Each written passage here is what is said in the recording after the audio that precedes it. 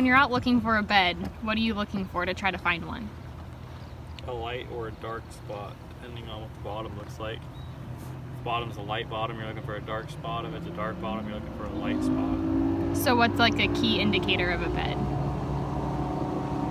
If you put your bait on it and a fish is on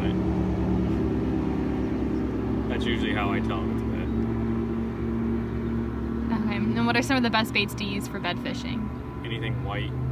I usually try to stick with a lizard or a fluke or even a little Cinco.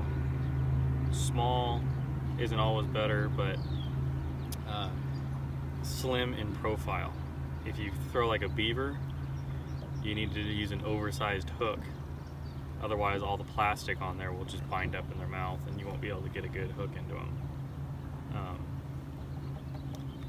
A creature is another good bait. It's just the problem with like a lizard and a creature is just they pick up the tails or like the legs and they'll move it off the bed and they'll drop it. You want to try to find something that when they pick it up, they have to pick the whole thing up so it's in their mouth instead of them actually having to pick it up, move it, and then you continue to repeat the cast multiple times to get the fish to actually eat it. Where do you look for a bedfish at? In the water. Are they typically around docks, in tules, on, you try and find sandy a hard bottoms? Bottom. Okay. What are some examples of that? Well, like up here we have like cobble and sand. Usually like over here there's some gravel. You try and you find a smooth transition of gravel or some sort of a bottom, like hard spots like boat ramps. So an unused boat ramp, as we saw back over here, it's a perfect place for them to set up. If you find like there's a tire or an anomaly in the water, most of the time the fish are going to be bedded up against that. 'Cause if they do that, they can guard. They don't have to guard 4 corners.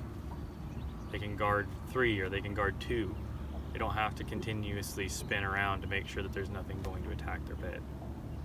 So if you find something in the water and it looks like to have a bed on it, if you throw a bait in there and nothing's there, you could look at it for a few minutes, just kind of take some different angles on it, but most of the time, if you throw in there and it doesn't move, it's either an empty bed or it's just could be from like a wave that washed up wrong, depending on how deep it is. So what kind of depth do you look for when you're looking for a bed? I'll go as far out as I can see. Doesn't really matter. Usually, most beds are in 1 to 4 feet of water. If I can see the bottom, that's when I start to look. Even if it's in 12 feet, bigger fish will bed deeper. So most of the time, most of our bigger fish have come in 10 to 12 feet of water in years past. Not this year. I can't see that deep yet. So what do you need to see deep into the water? Good polarized glasses. Spend the extra money, buy some nice glasses. Doesn't have to be Costas, doesn't have to be Wiley X. Just buy some glasses that are quality.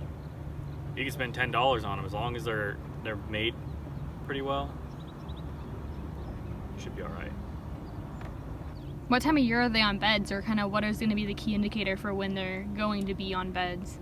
Usually it's the first full moon in April will set the spawn into motion, and it's usually the second full moon that is completely, the spawn is full blown. It could almost be over by that time. Last year it was over by the second full moon. This year it'll probably be still rolling. I know down where we are right now, the water currently is 59. It started out at 56 this morning.